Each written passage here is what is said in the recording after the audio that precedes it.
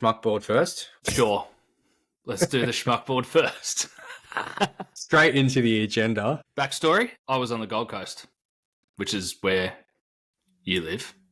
And we managed to sneak in a round of golf at a brand new course. It was well planned. We researched before. You had to do some work, and we managed to get out there for 18, and it was good fun, wasn't it? Just to get out to a new course that we haven't played. It was just a good all round day. I think we even said that when we got there. Like, we have forever put all this pressure on ourselves when we show up to a course to be like, oh, we've got to play good golf and we've got to score well. But it was just the complete opposite. Like, we did not have any expectation of any kind of score. We didn't really give a shit about anything, really, did we? We were just happy to be out playing golf at a brand new course. Yeah. We were just wrapped. Which is great news for us. And what day was it? Was it a Wednesday? Yeah, it was perfect because that was the only day I had off work that week, which was the Wednesday, and it was pretty quiet. Like, there was really no one out there apart from us. It was a little bit drizzly, but the coolest thing about this is that it's been a long time since we've been able to add to our all-time famous schmuck board here, and yeah, for the new listeners who might be just tuning into this episode, Tom, do you want to run them through the old schmuck board, just the general gist of what the schmuck board is and where we're at right now? I did it 2 episodes when you weren't there with James when we redid with the springs. So just go listen to that and you'll be all over it. You got out of that one. Yeah. Yeah, because every time we get the schmuck board out, you're like, hey, Tom, why don't you explain what's going on here? And I'm always going about, like, fuck you, pal. Why don't you do it? You've only just gotten onto that. Just pass the buck every time. Well, you've gotten really good at it. So I thought, look, this could just be your little thing that you do. But that's fine. Look, happy to just not tell anyone what this is and just launch into some scores. I've got a whole elevator pitch just for the schmuck board, ready to roll. Come on, let's hear it. I'm a Palm Pilot. Oh, it's in big red letters, so that's all that matters. So let's launch into it. The Glades up on the Gold Coast, schmuck board. First condition here is conditions of the course. And this is overall condition. All right, I'm just going to give the spiel. Overall, I'll do it on each point. Overall, can help yourself. I can't. The overall condition is not necessarily just the, greenskeeping. It's the greenskeeping and what are the tee boxes like and what are the cart paths like and what's the clubhouse like. Just the general condition of the whole place. I was super impressed. I was super duper impressed. That place was mint. And I feel like it was mint in every measurable way. Like, even the car park was nice. There was a Bentley there when we drove in. So, yeah, just parked up the front. Yeah. It's automatic good signs, isn't it? Yeah. Yeah. The pro shop was great. We'll get into that because there's a whole thing on the pro shop, but just the quality of the building, the quality of all the facilities, everything just looked mint. And then when we got onto the course, it just carried on. There's cart paths. So it was cart path only on the day because it had been wet, which was ultra annoying, but there was cart paths around the whole course. Concrete. Is what it was. Yeah. It is. Yeah, it is what it was. Yeah, wait. It is what it was? Or? And then the greenskeeping was immaculate. So the lady said to me when we first got there, she's like, oh, these greens are like lightning quick. And I was like, oh, really? This will be interesting. I'm just going to Google it quickly. But, well, yeah, I reckon the front 9, they were pretty quick, but then, yeah, we got found out on the back. It all just sort of changed a little. I think just from the sort of wet weather, but I think it was because it was wet. Yeah, they were getting a little soggy and a little slow in spots, and it was hard to read. But they've got, what's the type of grass? I've become a full grass nerd, dude. I love grass so much now. I'll We're send you not some. bringing grass chat into the schmucks. Yeah, we are, because I put it on Instagram in a story. Did you see that? Yeah, I voted no. I think you cancel my vote out. We had like 9 votes for hell yeah, brother. So it's a Greg Norman design course, which is cool. It was pretty strict. Where are these greens? It was like bent grass. Some cool. Anyway, the greens had some cool type of grass that was supposed to make them stupid quick. There wasn't I couldn't see one bit of disease or one bit of dead green or anything like that. The rough was nice and fluffy. There was clear lines between fairway and rough. The sand in the bunkers was mint, even in the rain. Like, you could play proper bunker shots because every bunker was topped up and ready. Yeah, it was mint. It was mint. We haven't said a negative thing here, Tim. Look, I'm intrigued to hear what your score is. Like, before you jump into your score, I think you summed it up pretty well at the start of that by just turning up and having that automatic, like, oh, this is cool. Like, this place is in top condition. Just the general feel of driving into this golf course just felt good. I think like that's just like such a cool thing to get straight off the bat. Like, you go, oh, this just looks like a pro course. Like, it's just so well kept. I think that's the biggest part. Like, that's a huge part of the condition. Like, just the general feels you get off straight away. For sure. I think for me, conditions wise, it's the nicest course I've ever played. Huge. It'd be the nicest, like, overall being perfect. I would say Terry Hills is up there with it. And it had Pacific Dunes not been under repair. Pacific Dunes would be there with it as well. So I wish I was there for that Pacific Dunes one because, it's sort of... It'd be cool to sort of... Yeah, we'll have to go back. But anyway, look. We need to put a score here. We've put some big things. Our top score for conditions is currently held by Horizons at Salamander Bay with a 4.1. I'm thinking we can't give it a 5. But can we give it a 5? We have not said a single negative thing about it. Look, it doesn't. That doesn't warrant it, does it? Like, it means if that's what we're saying, I'm going a 5. Yeah. From what we've played, what's gonna improve it? What can we go to another course that would beat that and go like, oh well, it's not a 5 because you'd probably give that one a 5 as well. Like, it does. I feel like it deserves a 5.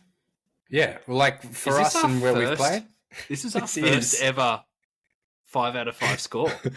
Oi, the Glades are in here. Jeez. Watch out, Tallwoods. Watch out. All right. So 5? Number 2. Yeah, go put it in the sheet here. Number 5. I can't even talk. I'm so excited. It's caught me off guard. Oh, huge. Okay, so this one has always been a little bit in the air about how we communicate this one, but our number 2 is the overall enjoyment. This is schmuck enjoyment. This is how fun is it for the 20 handicap to go play. Yeah. Because you don't want to go to a course and just get bullied all day and have a shit time. Yeah. I thought there were hints of being like bullied off the course on that second with their approach to the water and then over the water to the green, surrounded by like 3 huge bunkers. I was like, okay, this could be a pretty full-on day. But it sort of was a bit up and down, like in terms of challenge. Like, it wasn't not every hole we rocked up to, we were thinking, oh geez, like, how are we going to play this? This is hard. Like, there were some, pretty straight up and downers, but I think there were those sort of holes there we had to think about it, or had to sort of pull back a club, or really we had a few good discussions on the tees thinking, oh, how are we going to play this one? So I think that gives it a pretty good start in terms of a score here. And the other part is, like, I think we enjoyed most of the holes there. Like, we weren't going like, oh, this is stupid being here. Like, what do you reckon? For sure. I think it's definitely a challenging course. Yeah. But it's not challenging in the sense of, I feel, that's negative if you're not great at golf. Because you only get punished if you, like, really make a mistake. Yeah. So, there's bunkers that come 30 meters back from the green. But it's like if you're Yeah. approaching a green and you come up 30 meters short, you've mishit your shot and now you're in the sand and you've got to think a little bit differently. The thing I really loved about the course was it kept us guessing. Like, I mean, it was a brand new course, yeah, but the way the layout is, you never really get to see any of the other holes as you're going around. So it's like every path you're going down to each different new tee box, it's like you kind of trying to like, oh, what's this hole going to be? And you're on like a little adventure, which is really, I quite enjoy that. Yeah. I agree with you that like there is a few bits where it's like a par 4 and a good drive and you're still approaching from 180 meters out. And for you and I, that's a little bit hard and there's water to clear. But then combating that, the conditions are so good and the fairways are so nice to hit off that it's like it makes it a little easier to deal with. Do you know what I mean? Yeah. I think another thing I enjoyed about this was a lot of the courses I've played recently, and some of them are on the Schmuck board here, like Tallwoods, even the Springs and some parts of Horizons can be quite narrow. So if you miss the fairway, your ball's lost basically. Like it's gone into deep bush or anything like that. And I feel like I struggle with those types of courses. And with the Glades, it was still pretty open. So if you're not getting on the fairway, or if you're going into some rough or into some trees, you can still play out. And Absolutely. I think that's actually some pretty fun golf too. Like where you're in amongst the trees and you're thinking, do I go for the hero shot here or am I punching out? And for sure, I sometimes enjoy that. Well, it's like you said, that second hole is a prime example. Both of us pushed our tee shots right. Yeah. And we're in the trees. But we found our balls and then we got to take medicine and then we're approaching the green on our third shot. Like it's not for the guy who plays off a 20 handicap, that's fine. Yeah. So I think, yes, it's challenging, but it's also forgiving in the right areas, which makes it more fun. This is huge here. Huge. This is close to 2 5s in a row. I think because of the conditions, it's more enjoyable than Tallwoods. Yeah, for sure. I enjoyed that way more than I enjoyed our first round at Tallwoods. Oh, yeah. I think also because our golf has improved since that first round at Tallwoods, but that's another sort of story. I think, look, it's got to be in the high 4s. I don't know about 2 5s in a row, but geez. I don't think 2 5s in a row. I don't think 2 5s in a row because there are parts of it that are hard. Yeah, I'd go with like it's just hard sections, of course. Yeah, I reckon a 4.5 to a 4.6 it would be a good score here. See, I was thinking like a 4.8. Tom, we're going to put this on a pedestal here. This is taking gold. Well, you're saying 4.5. I'm saying 4.8. Let's go 4.7. Done. Lock it in. Because that's just a tickle. That's a tickle better than Tallwoods, which it is. I believe. I believe it's more enjoyable than Tallwoods every day of the week. Yeah, for sure. If you had the choice to play the Glades every day or Tallwoods every day, what would you go for? Glades in a heartbeat, an absolute heartbeat. Huge. Okay. Number 3, the Pro Shop. I want to comment on the welcome that we received, which was lovely. The lady at the desk, first question, she said, "Have you ever played here before?" I was like, "No, I have not. I'm from out of town." And she goes, "Okay, no worries." Walks out from behind the desk, outside of the Pro Shop. The first tee's down this way. You go around there. If you want some food, call it in on the 8th. We'll have it ready for you. Then you can come and grab your food and carry on. You then drive down across that bridge to the 10th tee. Everything's pretty well signposted. Stay on the cart paths. Do this. Just gave me a full rundown. The bathrooms are there. The locker rooms are there. It was like, and after what we said before about the overall, the condition and the first impressions of the place, and then that's the second impression of the place, I was like, holy smokes, this is sick. So, yeah, great service. Yeah, okay. Equipment and stuff to buy, little bit lacking. Because I was there going like, I'm playing interstate, I'm on a little holiday, maybe I'll buy myself a golf shirt. I'm going to get a shirt. Yeah. I'm going to get a Glades golf shirt. And all of them would have made me look like a geriatric, and I just wasn't having it. Yeah, the equipment was down, but one of the good things about this was, look, I'll save that for our next part of the Schmuck board. Look, mate, I don't think I was there when you arrived, so I think you sort of got that whole treatment. And I walked in there, and she was super nice. Like, didn't even, give any bad vibes or whatever. I thought it was a great place and in a good location. And mate, it's another good place to be. Like, you're not rocking up there going into this pro shop thinking, oh, you're not getting bad vibes from it like we would have from a few of the other places we've been. So look, it's in the fours again, I reckon. Oh, in terms of equipment though, that brings it down, doesn't it? Yeah. I feel like it's high threes. Yeah. Okay. I think a 3.8. That'll give it. That's still up there. No, actually, that's too high, isn't it? Well, look, Horizon Salamander Bay was the worst we've been to, and that was a 2. Pete's Ridge, 3.5. We have adjusted that, haven't we? Yeah, but the Springs has improved, and I would say it's on par with the Springs. I would go a 4 flat, because Nelson Bay had all the equipment and all the good gear, but a shit attitude. But a bad attitude. So you've just walked in and saying one of the coolest things about this was the attitude and how nice you were. Right. So yeah. And like we're not shitting on the things they had available. Like we were looking at stuff. There was just nothing that tickled our fancy. They had stuff there. You could buy balls and tees and clothes and hats, and there was just nothing that we liked and that we wanted to buy. Yeah. I mean, I've thought about going back just for the hats. So yeah, they had some cool hats. I'll give them that. I reckon 4's fair. Yeah. 4 is fair. Yeah, do it. 4's in. 4's in. This is my favourite topic of conversation. The course fees check. Cost to quality. We've already explained that the quality is exceptional. Yeah. And 9.7 out of 10 to be precise. Mate, huge.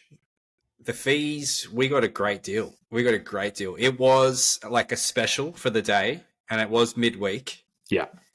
But 18 holes and a cart. Pretty sure it was 140. I think it was 140 for the two of us. $70 a head with a cart. Yeah. For one of, if not the nicest facility we've been to. That's cheaper. That's cheaper than Horizons. But yeah, we've played Horizons on the weekends. I'm not sure what the fees would be like on a weekend or anything like that. But I think what we've always said about scoring the cost to quality is that if it's absolutely mint, but the price is reflective of that, we're cool with that because they have to manage having that facility.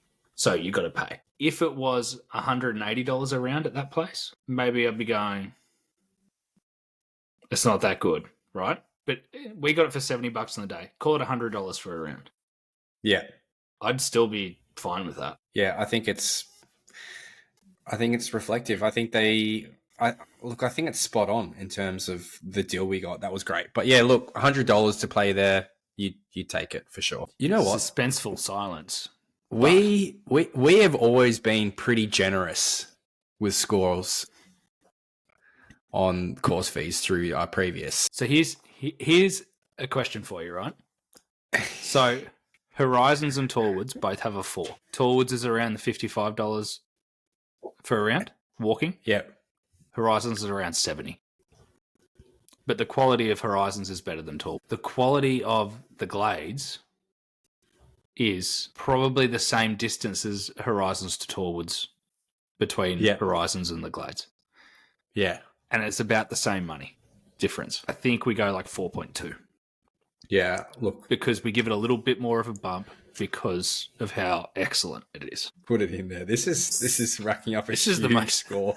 Dude, this is the most diplomatic we've ever been on a schmuck board too. Normally we bicker and carry on. I think we both just, I think it's just, once again, it comes back to the start. Like, we were both so, like, just taken aback from when we rocked up there that there was no way we were going to be arguing on the schmuck board after this round. No. I think I got a double or a triple bogey on the first hole, and I just walked off with the biggest grin on my face. I was just so wrapped. I was like, I don't care. This is incredible. This is such a great experience. Yeah, so good. The fifth and final. All right. Look, yeah, the 19th. We ordered food on the 8th, which was ready for us when we got. Yeah. I've never You've never done that before? Really? No. I've done it once before. I can't remember. I think it was at Magenta with James years ago. But the food was incredibly good. They have Bolter XPA on tap, which is the Schmucks' favourite beer. We'd fully accept any form of sponsorship from Bolter. That'd be great. They were happy to sell us some cans to take out with us for the back nine. You have a nice little beer garden-y kind of feel looking out over the course and the water. I feel like it's as good, if not better than Tallwoods. Yeah, look, we might disagree here, actually. Ooh. Because I definitely feel like, yeah, I agree with all of those points in terms of, like, yeah, the food, it was ready when we got there. It was good. Sold our favourite beer. But I also feel like it wouldn't match the vibe of Toolwood's 19th hole in terms of we could stay here and have another 8 to 10 beers and it would be totally cool. Yeah. No, you're right. You're right. The view's better. Yes. But, yeah. But you could... I feel like there'd be a little bit of an old boys club going on there a little bit. You'd probably have to keep a lid on it. Yeah. It's a valid argument. It's valid. So this is the thing. Is part of the 19th hole in our scoring, does that include the vibe of continuing to have 8 or 10 beers? Does that attribute to a better score or not? Well, it's just about what gets us excited, right? The Tallwoods 19th gets me really excited. I agree. The Glades gets me like 90% as excited as that. Yeah, I think it's a different excitement, like you said. Like, oh, yeah, I would 100% come here, even just for lunch and some beers with a couple of mates, and that would be cool. Like, if it was like a pub, then yeah, cool. But yeah, it's just two different versions of ourselves.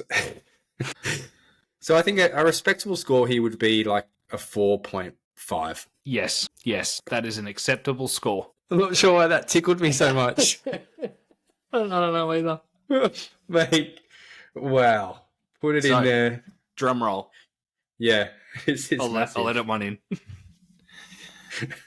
The Glades on the Gold Coast has a total score out of 25 of 22.4. Huge. Which makes it the highest ever rated course on the Schmuck board. This is massive. By a 10% margin. It has just kicked the shit out of everyone else before it. It's taken the gold medal here. Wow. I'm wrapped in that though. Like I felt that playing that course was a privilege. That's how it made me feel. Yeah. There was not one part of it that I felt let down by. It was perfect. And I think a factor that has probably helped with the scoring here was you were on holidays. So you were in like total holiday mood, like completely relaxed, Gold Coast vibes, like everything was just like stacked up for you. So it was perfect. It was spontaneous. It was literally like, I think I rang you at 8 o'clock that morning being like, what are you doing at 12? Wait a sec. Wait a sec. One massive thing that we haven't mentioned here is that you played that whole round with higher clubs. Oh, yeah.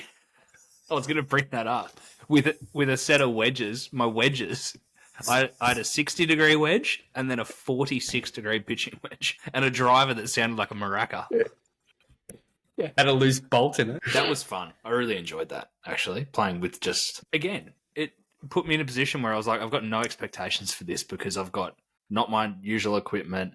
I'm on holidays. It's a brand new course. I'm only here for a good time, and I had a great time. How good! To the That's Glades. Huge. That was sick. That's huge. Yeah, massive shout out to the Glades. That was we thoroughly enjoyed that. And look, we'll have just to tee up another round there, mate, very soon. Golf trip. We'll see. Another trip. Another trip. Okay, so moving on here because I played on the weekend. Yeah. And something that's actually interesting about this, I played at the Palmer Gold Coast, which is about 5 minutes away from me. I played there before.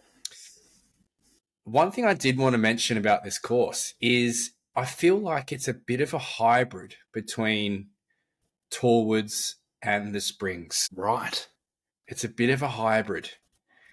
It feels like the Springs because it is a little narrow and it feels like it's in a bit of country sort of thing. Even though there are houses around, it sort of gives off the Springs vibes. And the Toolwoods, I don't know, it just feels like a hybrid. I don't really know how to explain it. I feel like you'll get it when you rock up, or if you've played those other courses, you'll definitely feel like it feels like a hybrid. Anyway, yeah, cool. Long story short, I went out, I played with my father-in-law, who was just being my caddy. He came out just for the walk, just to caddy and throw balls to me, which was awesome. And it feels like it was close to one of the most well-put games I've put together in a long time.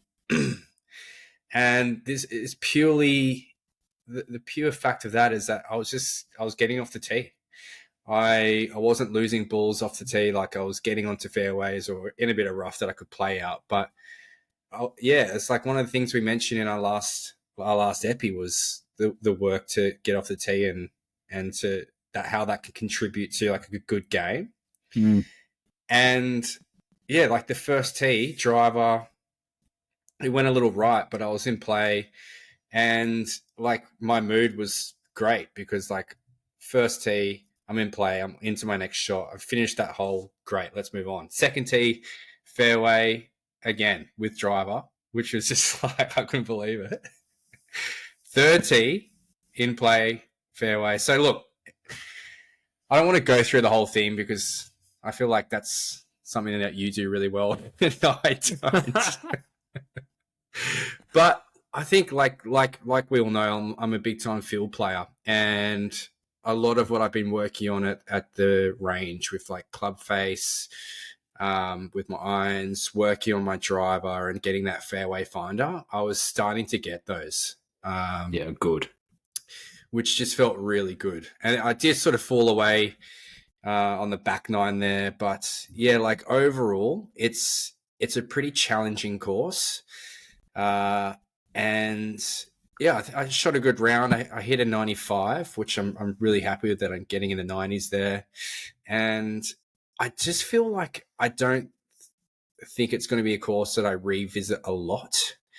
I mean, it's hard to come up to the Palmer after playing the Glades. Seriously, it's a big difference in terms of what the course layout is and how it plays. But I'm still happy that I could put that game together through a course that I feel is more challenging for my kind of game. And it just felt good just to get some good shots out there that I generally don't get.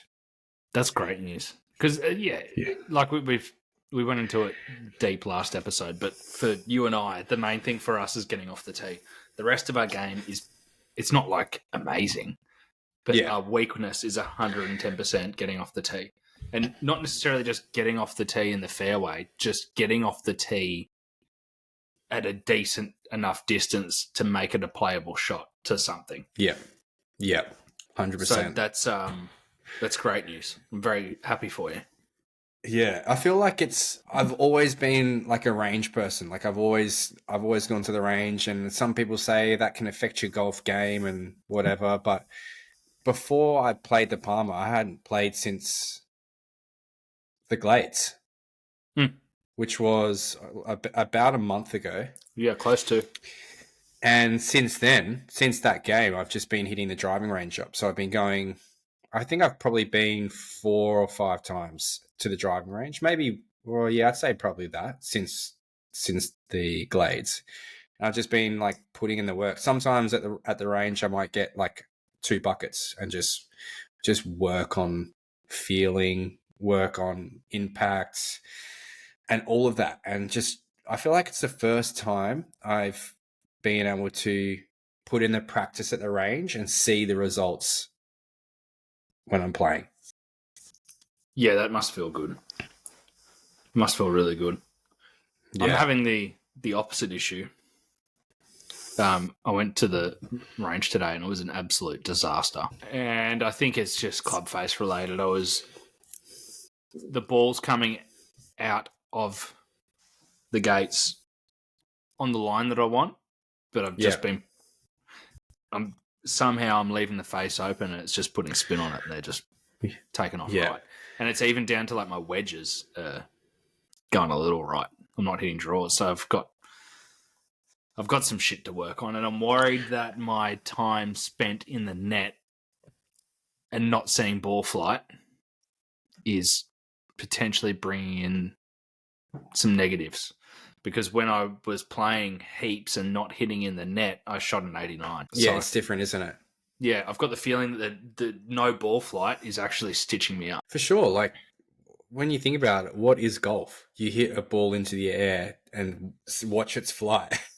Yeah. And so you're doing the complete opposite of that. Yes, you're getting the feeling, but you can't make the adjustments if you're not seeing what's happening with the flight and with that ball, because that tells you everything about what you've hit. Yeah. Yeah. So I don't know.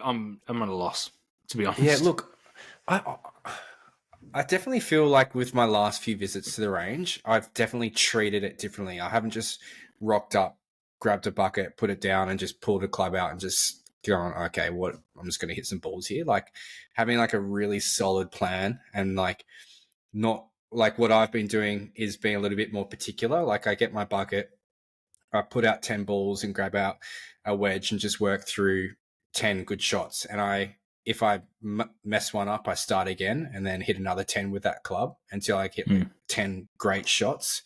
And I try and do that through each club. So if I mess one up, I restart and go again. It just like makes me slow down more, take a couple of practice swings, and then approach the ball and hit it again. I think you have to be a little bit more rigid and structured with, you know, you want to approach it the same way as playing a game, like taking your time, doing those things in your routine that help produce a good shot. It's one of those things, right? Like, you look at it in hindsight, and I knew that there was something wrong, and I was looking at it going like, well, the ball's coming out on the line that I want, so my club path is fine, but the face is open on what's going on, and rather than going through my whole routine and trying to figure that out, I just hit another one, and then hit another one, and then hit another one. Yeah. Like, I didn't practice properly either. I think I just got the shits halfway through and just went, fuck this, something's off. Did you leave the balls there, or did you finish the bucket at least? No, I hit them all. Okay. I don't think I hit my driver straight once. I didn't hit a single good driver. I hit my hybrid good twice out of about 30. Yeah. And that's normally like my go-to club. I can hit that thing on a string. And then even my wedges, like I think I got to my last 10 balls and I went, I'm just going to practice 50-meter shots. Yeah. I'm not even going to focus on tee shots. I'm going to just, and even though they were coming out to the right, and I was like, what the frick is going on? Like, I just, you weren't in the right headspace for that. Yeah, you were just, that was not at all. So it's one of those ones you just put down and go, whatever, just move on. It's all right, I'll go back. I'll go back next week or on the weekend with the kids or something. But yeah. It's I need to, the same way I've got a shot routine and a thought process while I'm playing, I need to adopt that to my practice. Yeah, while I'm at the range, because I don't practice well. Yeah, that's the difficult part. Look, yeah, I think you improved a lot when you were just playing springs like every 3 or 4 days, and it just goes to show, like, doing something enough consistently, you improve. So I think for you, you've got to get out and play more. For sure, we both do. Yeah. Should we wrap it up on that? Perfect. Look, Schmuck board, that's huge. Gold medal to the Glades. I can't believe they've taken it. Dude, that's going to be tough to beat. The lowest score they got was a 4. Look, that's huge. And you know what we can't do is leave it 7 months since a schmuck board. James and I need to do Pacific Dunes. Do it. We will. Right. Lovely to chat. Yeah, the schmuckies. Yeah, the schmucks. Ta-ta. Ta-ta.